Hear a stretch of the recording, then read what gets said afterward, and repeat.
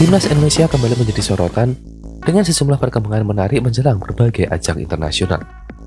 Dari masuknya pelatih baru Shimon Tahamata, perubahan jadwal Piala AFF 2026 yang kini digeser ke pertengahan tahun, hingga absennya bek muda Elkan Bagot dari skuad Garuda. Shimon Tahamata, mantan pemain timnas Belanda dan Ajax Amsterdam, resmi bergabung dengan timnas Indonesia sebagai bagian dari staf pelatih. Bergabungnya Tahamata dipastikan oleh Ketua Umum PSSI Erick Thohir dalam program pengembangan talenta muda. Meski tidak menjabat sebagai pelatih kepala, Tahamata akan bergabung sebagai dalam pembinaan pemain muda dan peningkatan teknik dasar kelompok usia dini.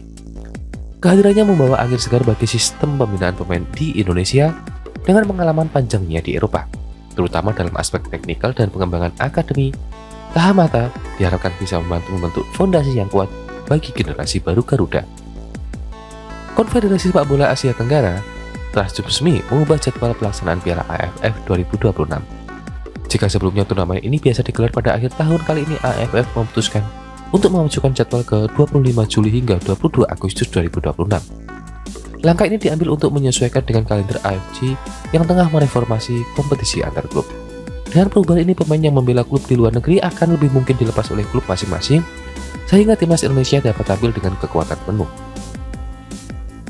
Bek muda Elkan Bagot kembali absen dari daftar pemain yang dipanggil ke timnas Indonesia untuk periode Juni 2025. Pelatih Patrick Kluivert mengungkapkan bahwa keputusan ini diambil setelah Elkan menyatakan keinginannya untuk fokus mempertahankan posisinya di klub. Dia bilang takut kehilangan posisinya di klub tanpa dia bermain. Jadi dia meminta untuk tidak dipanggil, itulah kenapa saya tidak memanggilnya, ujar Kluivert. Kluivert menambahkan bahwa ia menghargai keputusan Elkan dan tidak mempermasalahkannya, mengingat timnas Indonesia saat ini memiliki banyak bek berkualitas yang siap mengisi posisi tersebut. Dengan sederet kabar positif, tentunya timnas Indonesia tampaknya tengah mempersiapkan diri menuju babak baru yang lebih matang.